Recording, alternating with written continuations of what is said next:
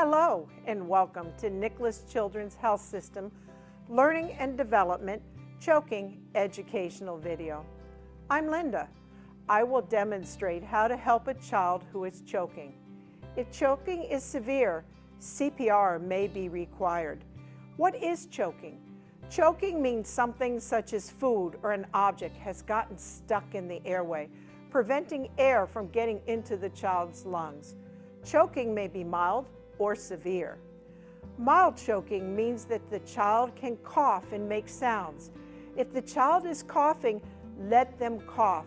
They're trying to get the object out. If you're worried at any time about the child's breathing, do not hesitate to call 911. Severe choking means the airway is completely blocked. The child may make the choking sign, such as holding his neck with his hand, one or both hands. In severe choking, the child is not able to breathe, to cough, or to speak. Your quick response to choking can save your child's life. You will need to get the object out so the child can breathe. If you think the child is choking, ask the child, "Are you choking? Are you choking?"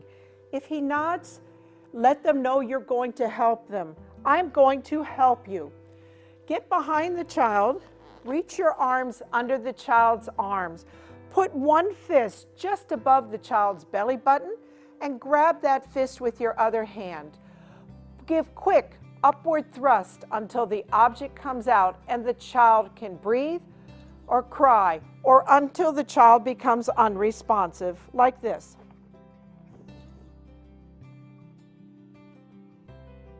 Let's try this together. Are you choking? Are you choking? I can help you. One fist just above the belly button, grasping the other. Continue with the upward thrust until the object comes out and the child can breathe or cry, or until the child becomes unresponsive.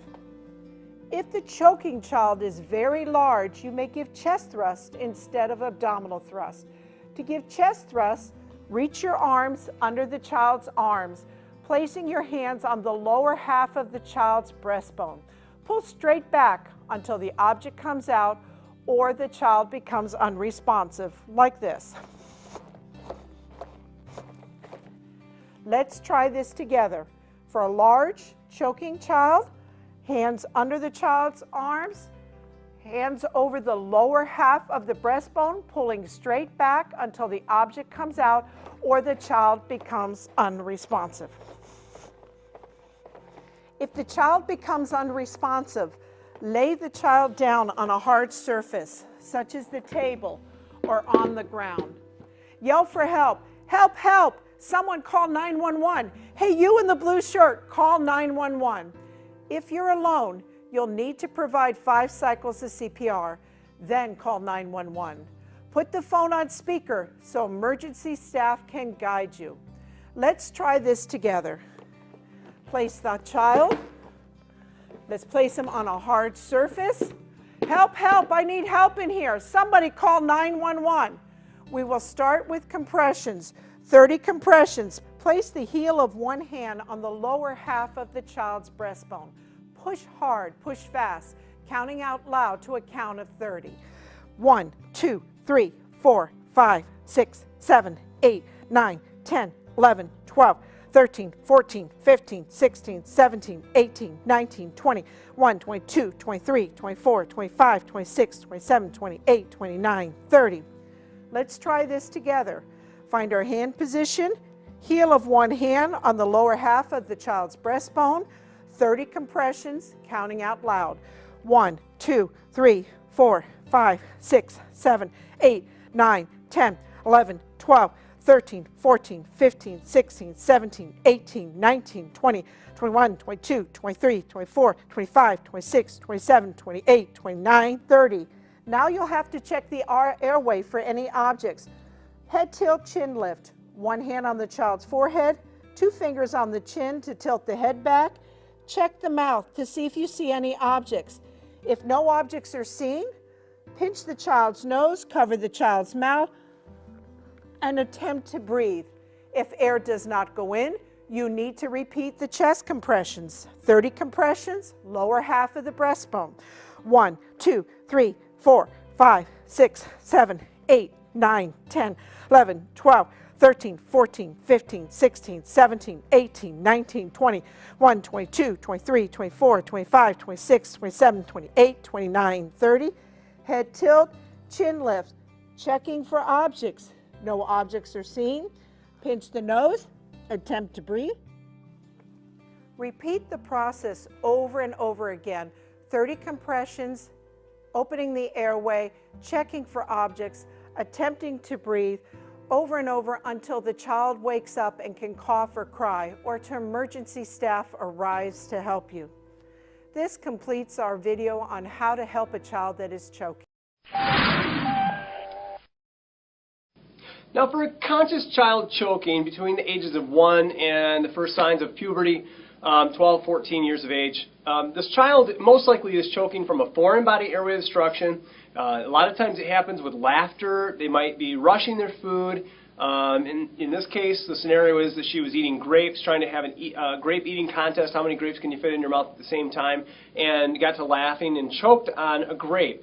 Of course, some of the signs and symptoms of a conscious choking child would be that they're panicking. They want to get help. They don't know what to do. They're starting to get really scared, anxious, and so they begin to get real wide-eyed. They're maybe trying to gag a little bit, trying to cough, but they can't cough, not moving air, maybe high-pitched squeaking noises. Also looking for signs of color change, circumoral cyanosis, which is blue color around the lips. Any of those signs and symptoms we're going to be looking for to know that this person is fully choking and needs our assistance. I come up to the child and I say, hey, are you all right? Are you okay? They don't respond with a vocalization of any sort. They're not coughing on their own. If they were, we would just help ensure that they continue to cough and try to get it out. In this case, she's not moving any air, and she's showing the universal sign for choking. So with the hands around her neck, we're going to go ahead and say, are you all right? Are you okay? There's no response. She's still awake but not able to speak. I'm going to raise her elbows, find her belly button. With my thumb tucked in, I'm going to go with my fist against the tummy just above the belly button and then grab that other hand. Now realize too that I'm lowering myself so that I'm at the level of the child, so I'm not pressing down on the ribs and running a higher risk of fracturing ribs and things like that. I'm getting to the level of the child. I could do that through kneeling, sitting in a chair, maybe sitting on the edge of a couch and bringing the child in front of me as long as they can stand on their own. I grab that hand, and then with inward and upward thrusts, I'm going to go ahead and start my inward and upward compressions. I'm going to do this until I get the object clear or until the child becomes unconscious and falls limp. If the child becomes unconscious, we're going to assist the child down to the floor so that we don't incur any more traumatic injuries. We're going to begin with an assessment and move to unconscious child choking. Now, once this child is unconscious, we want to make sure that we begin with an assessment.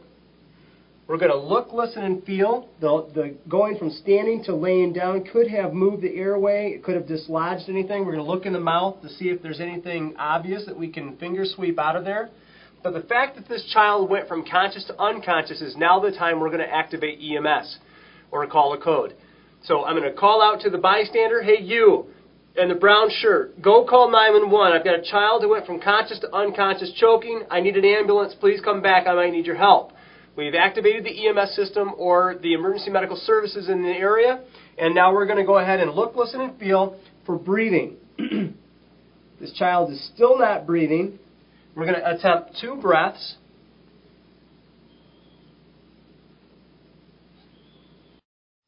After the 2 breaths, do not go in, and I've repositioned and tried again.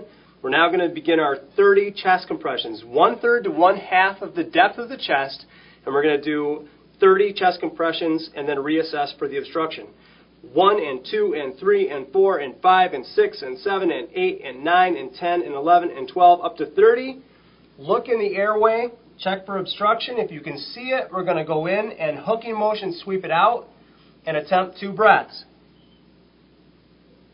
Neither breath went in. Reposition the airway. Attempt 2 more.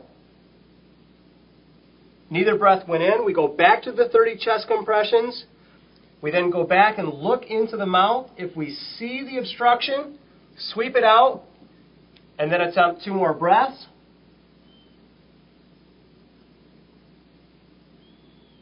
This time the 2 breaths did go in. We're then going to assess for a carotid pulse, airway breathing, and then treat what we find accordingly. So, after we've determined that our loved one is unconscious, one of the first things that we want to do is put them on their side to protect their airway. The way we do that is by first taking their arm, moving it above their head. After that, what we want to do is move their leg across their other leg. Now from there, I can take his arm, move it across his body, getting a tight grip on his shoulder and his leg.